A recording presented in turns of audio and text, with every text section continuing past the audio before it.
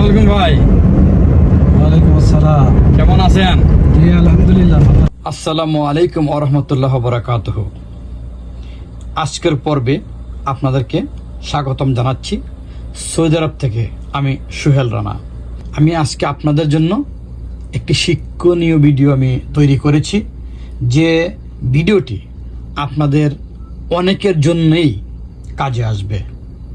যেমন আমরা যারা বিদেশ আসি, প্রথমে চিন্তা করি আমি তো কাজ জানি না, বিদেশ গিয়ে কী করব। কেউ চিন্তা করি সুপার মার্কেটে কাজ করব, সেখানেও আমরা কাজ জানি না।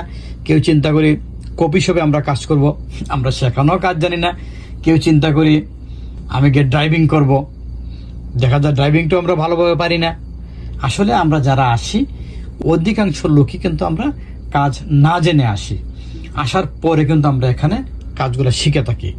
তাই ভিউয়ার্স, আজকে আমি আপনাদেরকে এমন একটি শিক্ষণীয় ভিডিও নিয়ে আসছি যা আপনাদের সবার জন্য কাজে আসবে। কেউ যদি চিন্তা করে থাকেন যে আপনি ড্রাইভিং করবেন, তার জন্য অনেক বেশি জরুরি। আর যারা এখানে আছেন চিন্তা করছেন আমি গাড়ি নিব, কীভাবে ড্রাইভিং করব, তাদের জন্য এই ভিডিওটি উপকার আসবে বলে আমি মনে করি। অনেক সময় অসাবধানতাবশত আমাদের কিন্তু জরিমানা এবং অ্যাক্সিডেন্টের মুখোমুখি হতে হয়। এই অসাবধানতাগুলোই আমি তুলে ধরার চেষ্টা করেছি। আর আজকে আমাকে সহযোগিতা করেছেন আমাদের আহমেদ ভাই। এইমাত্র আসলেন, গাড়ির দরজাটি খুললেন, তারপর গাড়ির ভিতরে ঢুকলেন। আমরা দেখি প্রথমে কি করবেন। প্রথমে তিনি সিট বেল্টটি তিনি বেঁধে নিলেন, কারণ সিট বেল্টটি না বাঁধলে আপনাকে জরিমানা গুনতে হবে। এবং উনি আয়নাগুলো অ্যাডজাস্ট করে নিচ্ছেন। গাড়ি স্টার্ট দিলেন। যখন গাড়ি পার্কিং থেকে অথবা যে কোনো জায়গা থেকে পিছনের দিকে নেবেন, তখন ইমার্জেন্সি দিয়ে তারপর পিছনে ডাইনে বামে তাকিয়ে তারপরে আপনি গাড়ি নিয়ে বের হবেন, অন্যথায় অ্যাক্সিডেন্টের সম্ভাবনা থাকবে। এই যে দেখেন গাড়িটি বাম দিকে যাবে, অনেকক্ষণ দাঁড়িয়ে সবগুলো গাড়ি যাবার পর কিন্তু গাড়িটা বাম দিকে করছে এবং ঘুরেই কিন্তু ডান দিকে চলে আসছে, কারণ যাতে করে বামের গাড়িগুলো অনায়াসে যেতে পারে, কারো যাতে করে ডিস্টার্ব না হয়। আবার দেখেন ডান দিকে যাবে, একেবারে ডান দিকে চেপে তারপরে কিন্তু গাড়িটি আপনার ঘুরছে। এবার আমরা সোজা যাচ্ছি, দেখেন এখানে একই রুটে গাড়ি আসবে, একই রুটে যাবে। এটা মনে রাখবেন, এদেশের স্টিয়ারিং সেটি হলো বামে, আর বাংলাদেশের স্টিয়ারিং কিন্তু ডানে। একটা গাড়ি আসতেছে, ওই গাড়িটা কিন্তু এই গাড়ির বামে আসছে, কারণ এইদিকে এই দেশে গাড়ির চালানোর সিস্টেমটা হয়েছে ডান দিকে।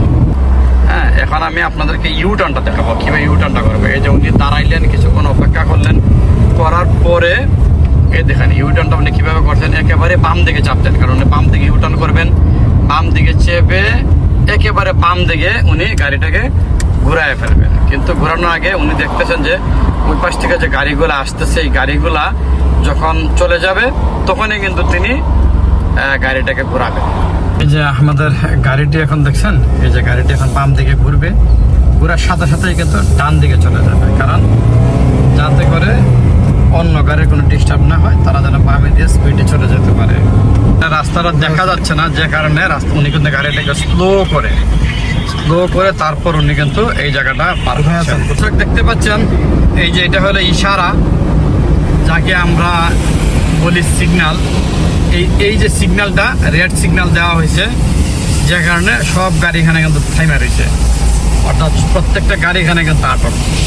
যখন সিগন্যালটা ছাড়বে তখন গাড়িগুলো চলবে। আর যদি কেউ এই সিগন্যাল ওভারটেক করে চলে যায়, তাহলে তাকে কিন্তু 3000 রিয়াল জরিমানা গুনতে হবে। এই যে দেখতে পাচ্ছেন আমাদের গাড়িটি একদম ডান দিকে আছে। এই যখনই বাম দিকে যাবে তখন কিন্তু পরবর্তী লেনে যাওয়ার সময় অবশ্যই বামের লুকিং গ্লাসটি ভালো করে দেখে তারপর উঠতে হবে। ভাই গাড়িটা থামান, আমি এখানে নামবো। ভাইজান, এইখানে পার্কিং করা যাবে না, পার্কিং করতে হবে পার্কিংয়ের জায়গা যে কোনো এক সাইডে, হাইওয়ের এখানে পার্কিং করা সম্ভব না। দেখুন এই গাড়িটি ডান দিকে যাবে, এই কারণে প্রায় 400 মিটার আগেই সে কিন্তু ডান দিকে চলে আসছে এবং আস্তে আস্তে করে ডান দিক চেপে তারপরে সে কিন্তু ডান দিকে মোড়টা নিচ্ছে। এই দেখুন সামনের গাড়িগুলো ব্রিজ থেকে নেমে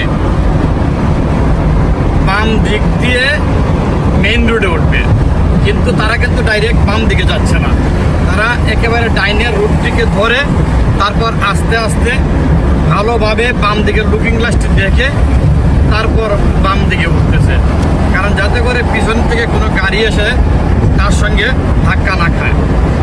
দেখুন আমাদের গাড়িটি মধ্যের লেনে চলছে, এর কারণ আমরা যারা স্পিডে যাবে তারা কিন্তু বাম দিক দিয়ে ওভার স্পিডে চলে যাবে, আর যারা স্লো যাবে তারা ডান দিক দিয়ে স্লোভাবে গাড়ি চালিয়ে যাবে, এতে করে অ্যাক্সিডেন্টের সম্ভাবনা কম থাকবে। এই যে গাড়িগুলো এখানে রাখা হয়েছে খুব সুন্দরভাবে পার্কিং করে, অথচ গাড়ির পিছনে যেখানে একটি গাড়ি পার্কিং করা আছে এইভাবে পার্কিং করা যাবে না, যদি করেন তাহলে জরিমানা 150 রিয়াল। এই যে দেখতে পাচ্ছেন ভাইটি মোবাইল হাতে নিয়েছে, এইভাবে মোবাইল হাতে নেওয়া যাবে না। যদি মোবাইল নিয়ে আপনি গাড়ি চালান তাহলে অ্যাক্সিডেন্টের সম্ভাবনা থাকবে। সেই সাথে প্রতি জায়গাতেই প্রতি মোড়েই আপনার ক্যামেরা আছে, সেই ক্যামেরা ক্যাচ করবে এবং প্রতিটি ক্যামেরা আপনি 500 রিয়াল করে জরিমানা খাবেন। ভাই আমি এখানে নামবো, গাড়িটা রাখেন, ডান দিকে চাপাই দেন। আপনি বলছেন ঠিক আছে, কিন্তু যদি আগে বলতেন তাহলে আমি আগে সাইড দেখতাম। যে কোনো জায়গায় গাড়ি দাঁড়া করানো যায় না ভাই, গাড়ি সাইড আগে নির্দিষ্ট জায়গা দেখতে হইব, তারপরে ওইখানে করা যাবে। এটা তো আর আমাদের দেশের মতো না, যেখানে মন চাইলো সমস্যা নেই, রাস্তার মাঝখানে হইলো দাঁড়া করে দিতাম, কিন্তু এই দেশে সম্ভব না ভাই। ভিউয়ার্স, আমি এতক্ষণ আপনাদেরকে এই গাড়ি চালানোর ব্যাপারে কি কি সাবধানতা অবলম্বন করা উচিত সে বিষয়ে সরাসরি দেখানোর চেষ্টা করেছি। আরও বেশ কিছু বিষয় রয়ে গিয়েছে যেগুলো আপনারা গাড়ি চালাতে চালাতে শিখে যাবেন। যেমন যখন আপনার ঘুমে ধরবে সে অবস্থা আপনি গাড়ি চালাবেন না। আপনি যদি আক্স অর্থাৎ উল্টা দিকে যদি আপনি গাড়ি চালান তাহলে অ্যাক্সিডেন্টের সম্ভাবনা থাকবে নিশ্চিত, এবং যদি পুলিশ ধরতে পারে তাহলে জরিমানা হবে একেবারে মোটা অঙ্কের। আমি আশা করি বাকি যে সমস্যাগুলো রয়েছে চলতি পথে চলতে চলতে আপনাদের হয়ে যাবে। এরকম আরও তথ্যবহুল এবং বিভিন্ন স্থান নিয়ে আপনারা যদি ভিডিও দেখতে চান তাহলে আমার চ্যানেলটিকে সাবস্ক্রাইব করবেন। সবার আগে ভিডিও পেতে বেল বাটনটি চেপে রাখবেন। লাইক, শেয়ার এবং কমেন্টস আশা করছি। ধন্যবাদ। আল্লাহ হাফেজ।